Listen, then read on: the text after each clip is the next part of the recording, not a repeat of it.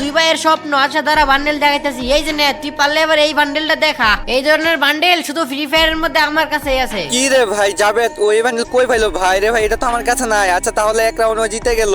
আরে জাবেদ ভাই দাঁড়াও না ভাই, কিসের জিতে গেল গা? 6টা করে ভাই, 6 রাউন্ড করে সেরা কালেকশন দেখাও রাত ভাই, আরো বান্ডেল দেখাইতে থাকো। আরে বেটা দাঁড়া বেটা দেখাইতেছি, বান্ডেলই তো দেখতি। এই যে নে দেখ, পারলে এই বান্ডেলটা দেখা। এ জাবেদ ভাই বান্ডেল দেখাইছে ভাই, এই বান্ডেলটা দেখাই দাও ভাই, এটা তোমার কাছে আছে না ভাই?